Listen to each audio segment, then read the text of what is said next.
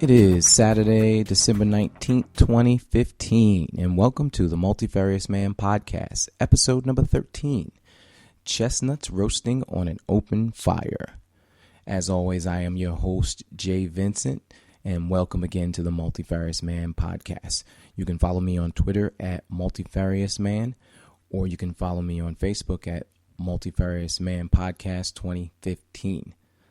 Again, if you want to send comments to the show, you can send them through Twitter, or you can send an email to multifarious.man.podcast@gmail.com. So it is now less than a week away from Christmas. So on this week's show, we are going to share with you the music, TV specials, movies, and literature that I love to enjoy during the holiday season. Not every selection has to have a Christmas or holiday theme, but some of them made the list simply because they came out during the time of year, so they get shown all the time around Christmas. Either way, they have all given me a lifetime of enjoyment, so please sit back, enjoy a cup of hot cocoa with petite marshmallows, and enjoy the show. Numerous and varied, greatly diverse and manifold. All the things I want to say that never been told. Dina Sinatra to Drake and Pharrell. What I'm listening to this week, you can never tell. Bogey and Bacall, even Meryl Streep. The devil wears Prada, even the big sleep. It doesn't matter where you stand, I'm the multifarious man. Welcome back to the Multifarious Man Podcast, episode 13, Chestnuts Roasting on an Open Fire. First up, we're going to talk about what I'm reading, watching, and listening to. Now, what I'm about to read this week is a new book in the Black Dagger Brotherhood series. It's actually considered the Black Dagger Legacy. It's called Blood Kiss by J.R. Ward. Now, Paradise, who's the character, the blooded daughter of the king's first advisor, is ready to break free from the restrictive life of an aristocratic female. Her strategy? Join the Black Dagger Brotherhood's training center program and learn to fight for herself, think for herself, be herself. It's a good plan until everything goes wrong.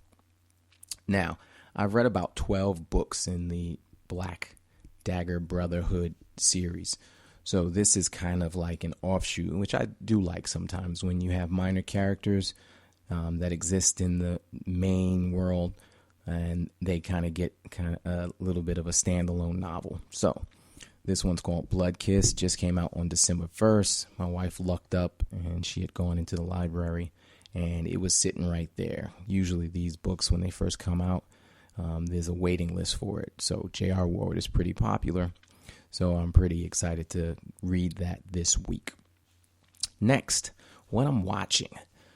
The Sci-Fi Channel, which I've said many times since I've started this show, they are really getting back to the whole sci-fi theme, which they seem to have gotten away from, but now they're back to doing a lot of scripted shows. So one that's actually out now, or with last week actually, by the time you listen to the show, it's called Childhood's End. It's a sci-fi original miniseries, and it's based on the novel Childhood's End by Arthur C. Clarke. Now, the premise is aliens come to Earth in massive spaceships. Think Independence Day times 10. Except they end all war and disease. But are they as benevolent as they seem? If they are, why have they not allowed anyone to see them and only communicate through a single human envoy? Now, my daughter and I watched the first 2-hour episode, and it was really enjoyable. Ended on a note that kind of got you going, whoa, yeah. The writing seems to be pretty good. The premise is decent. The book by Arthur C. Clarke came out, I want to say, in the 50s. So they changed things, of course, in that book. Around World War II, they ended war and disease, but the main difference I've seen so far in the book, the alien said humankind would have to wait 50 years before they'd be permitted to see them, and the main change they made in the miniseries is that it's now 15 years that humans have to wait. So, of course, the first episode ends after those 15 years, and there's a big reveal, so hang on to the end. It's definitely worth it.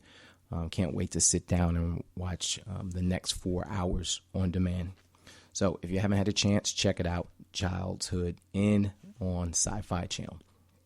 And you can watch that on demand or on the Sci-Fi Channel app. Finally, what am I listening to? I am listening to the new album by Alabama Shakes called Sound and Color. This is their second album, and they do have a very distinct sound. Really enjoying it right now, especially the title cut, which is called Sound and Color. And if you're wondering what it sounds like, it's the song that's playing in that iPad Pro commercial. So check it out. It's Sound and Color, again, by Alabama Shakes. You can get it at any electronic store, CD. You can get it through Amazon. You can get it through iTunes. I'm really enjoying it right now. And that's it of what I'm reading, watching, and listening to. When we come back, we're going to talk about my favorite holiday TV shows, movies, music, and literature.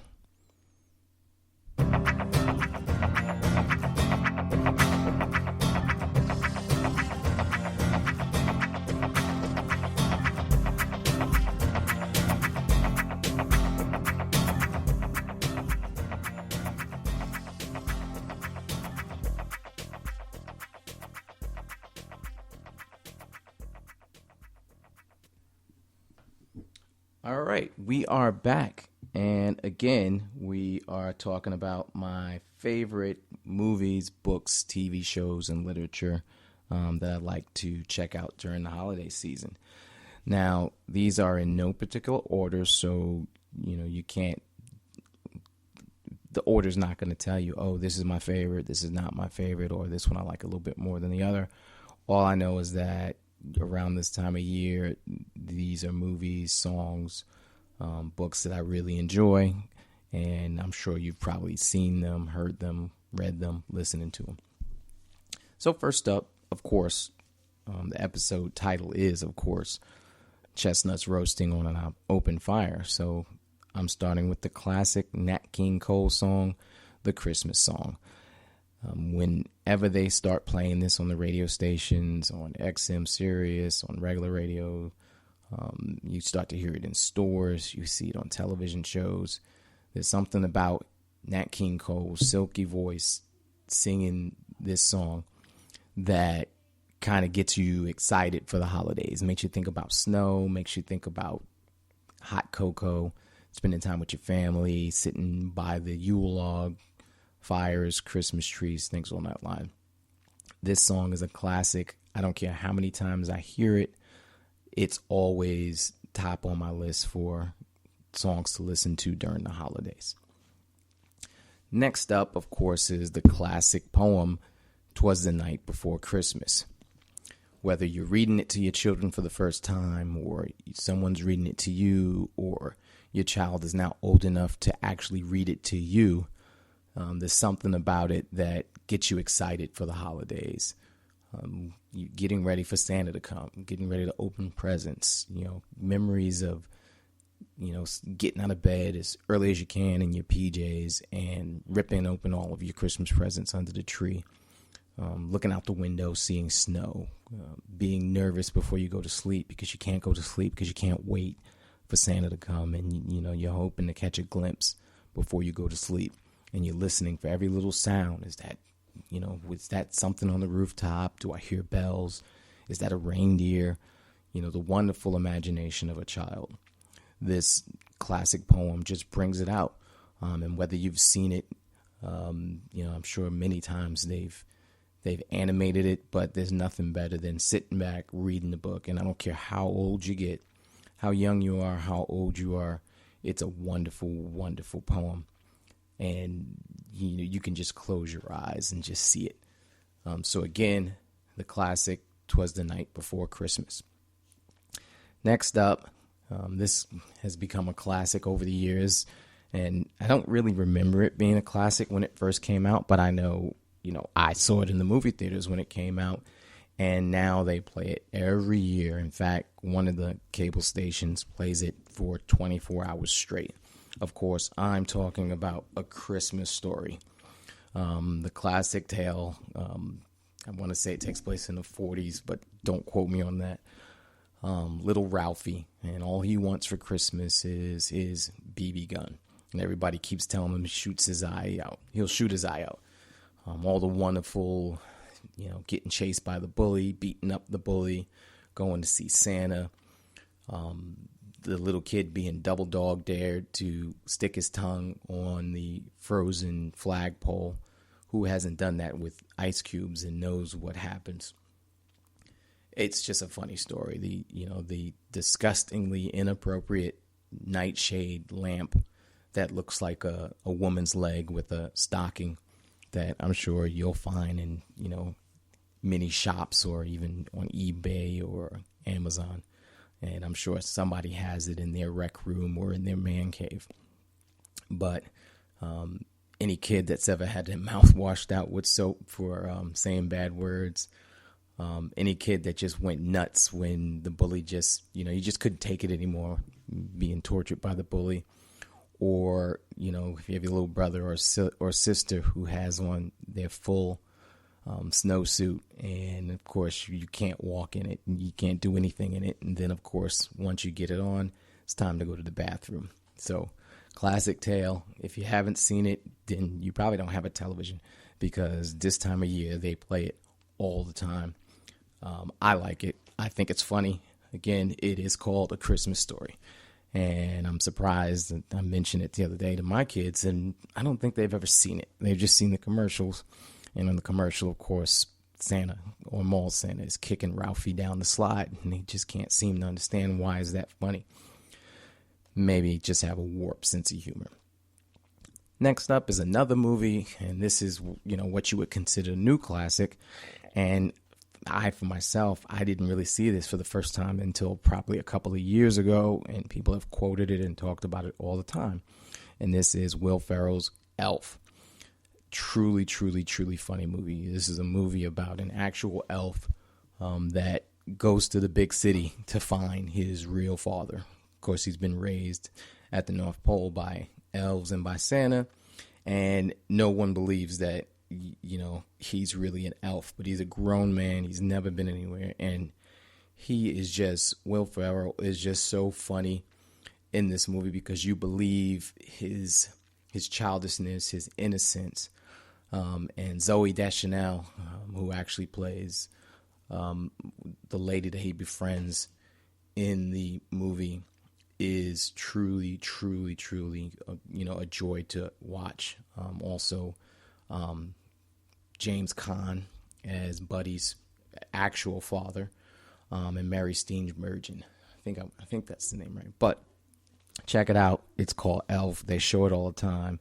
I'm sure somebody at your job quotes it, as many times as they possibly can. You probably quote it yourself, even if you haven't seen it and don't even realize that you're quoting the movie Elf. But it's probably on TV right now. If you don't have it on DVD, turn on your cable box, do a search. It's probably on. And if not, you can probably stream it from somewhere. Amazon, Netflix, somewhere. Not sure. But I guarantee you Elf is showing somewhere right now. Next up, it's probably one of my favorite comedies of all time. Doesn't matter what time of year. Of course, this is the classic National Lampoon's Christmas Vacation.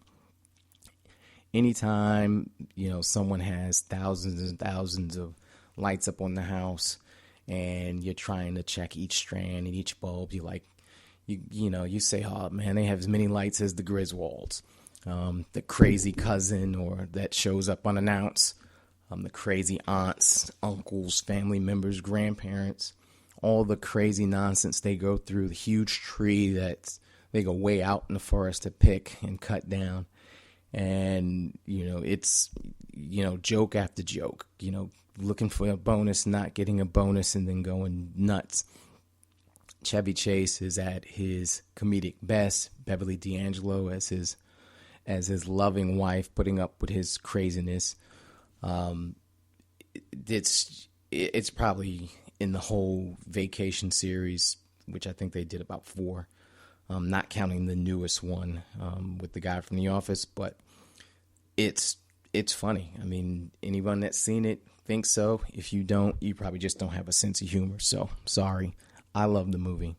Vacation. Christmas Vacation on my list. Next, yes, I know there's people out there on Facebook, on Twitter, on the internet that say these are not Christmas movies. I don't care what you say. As far as I'm concerned, yeah, they're not Christmas movies, but they take place during Christmas, so that's why they're on my list. That's why I enjoy watching them during Christmas.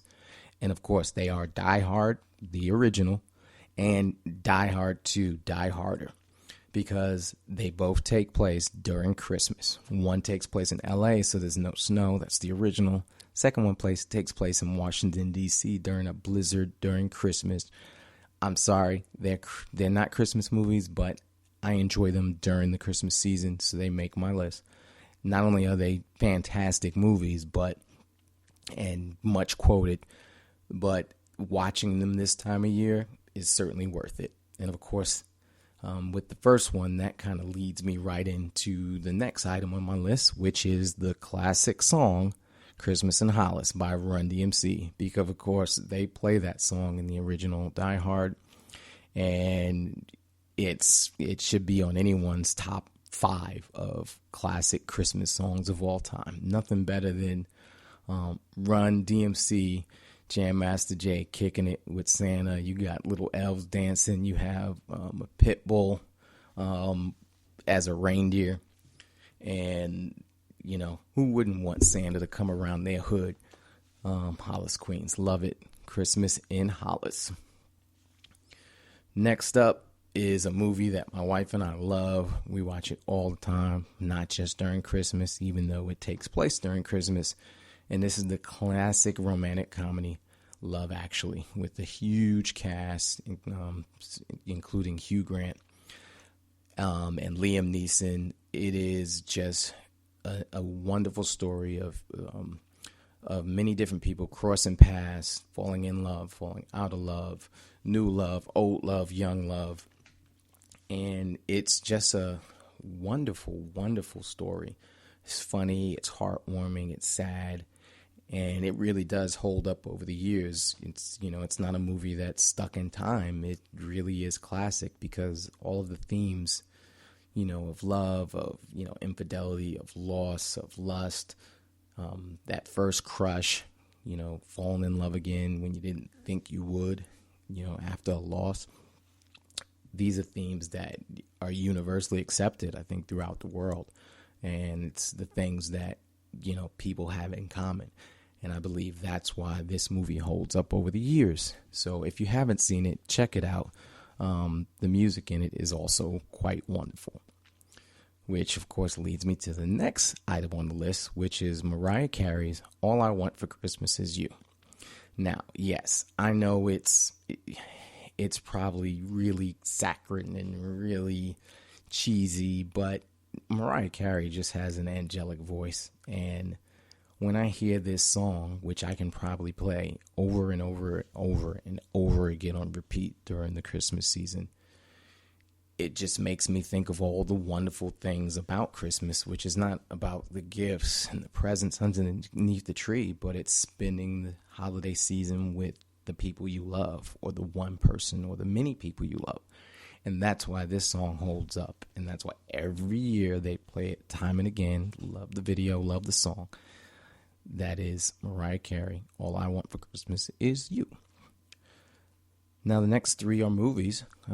First up, of course, is the classic comedy, romantic comedy, White Christmas, which stars Bing Crosby, Danny Kaye, and Rosemary Clooney. And it's a tale of 2 old vaudeville performers who go up to a hotel in Vermont that's owned by their former Army captain. And it's fallen on hard times, and they find a way to try to raise money to save the hotel. Of course, there's also the story, because it's the 2 best friends, Danny Kaye and Bing Crosby, are are wooing two sisters who have, an act and also happen to be at the hotel. So getting to see them fall in love, fall out of love, fight. It's a lot of laughs. There's singing. There's a lot of musical numbers. It's a classic Hollywood film, and just the color and the feel of it. And Bing Crosby's voice is just silky smooth. You hear it, and the man was just made to sing. It's just very smooth, very debonair. And Danny Kaye can turn on both. He can be smooth, he can be comedic. He's a very physical comedic actor, and does some things that even your modern comedians couldn't do. Both two supremely talented men, and of course Rosemary Clooney, also a wonderful, talented actress and singer. And the movie, you just have to watch it. Some people like watching It's a Wonderful Life, which I just find a little too sad and maudlin and cheesy in the end. Because think about it. The guy pretty much wants to kill himself until an angel shows him what life would be without him. Well, White Christmas is nothing like that. It's all the wonderful and beautiful things about the holiday season and people pulling together for the benefit of someone else, not being selfish, being selfless. And that's why I love this movie. I've seen it many, many times. And when I'm flipping around like Turner Classic Movies or anything like that and it's on, I'll stop and watch it. Doesn't matter where it is in the movie. I'll watch it to the end. White Christmas, classic movie. Check it out. Next is, I don't know how many people have seen this, and I don't remember seeing it in the movie theaters. I probably saw it on like ABC Movie of the Week, and it may have even been a made-for-TV movie, but it's called Santa Claus the Movie. And it kind of tells the story of how this guy became Santa Claus. It's not a comedy, it's a drama. Basically this couple, probably in the 1600s, 1700s, I'm not sure when, were out in the snow and they almost died, and elves found them and kept them alive, and that's kind of how he became Santa. And then years later they encounter a family, and I'm just like drawing from memory because I really haven't even seen it in years, but when I was thinking about this, it made me think about it. I'm going to have to check and see if I can find it, maybe on Netflix or somewhere. Somebody probably has it sitting on VHS, and I really haven't even seen it shown in a while, but it's called Santa Claus the Movie, and it's, it's good. You watch it, you enjoy it. If you can find it, it's definitely worth your time. Next, and the final movie actually on the list is Home Alone. I'm sorry, yeah, it's foolish. What parent leaves their kid at home alone?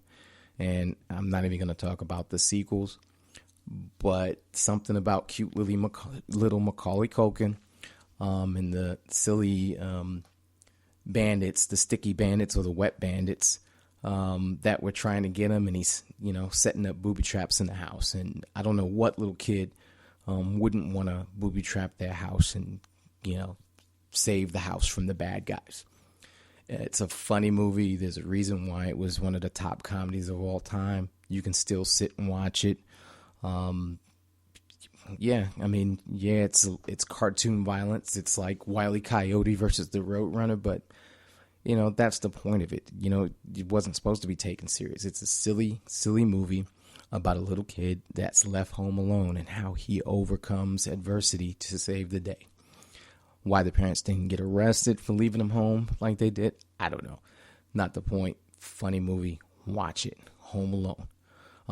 Also starring Daniel Stern and, goodness, I can't even think of the other guy's name in it. For My Cousin Vinny, I'll add it in the show notes. Can't think of his name, but you know who it is. Very funny movie. Watch it. Now, to round out the show, the last one, and this is a song that I hear all the time, and of course many people have done the song, many people have sung it. It's a classic song, and the song is, of course, Silent Night. But this particular version is sung by the Temptations.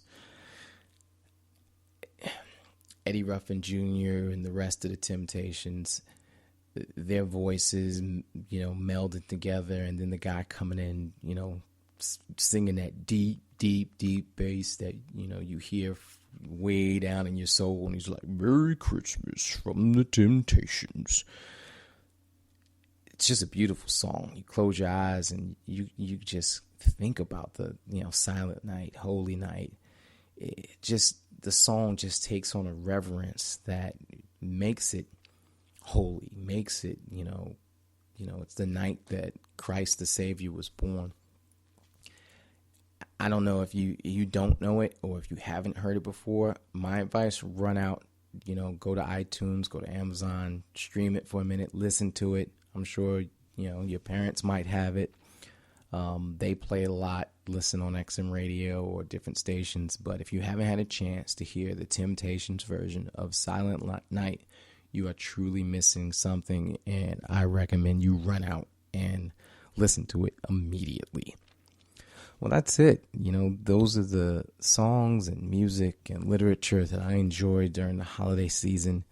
Some I haven't seen in some time.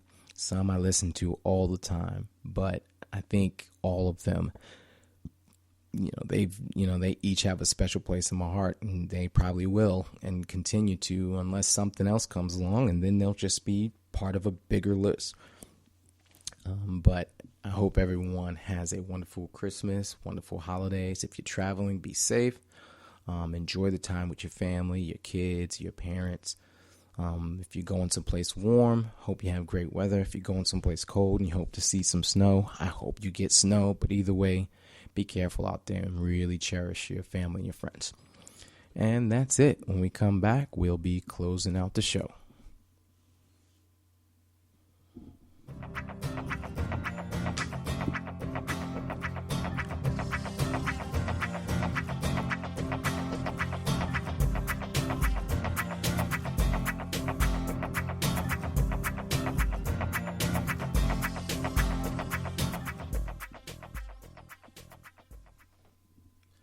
All right, we're back in episode 13 of the Multifarious Man podcast. And, thank you for listening into the week before Christmas show.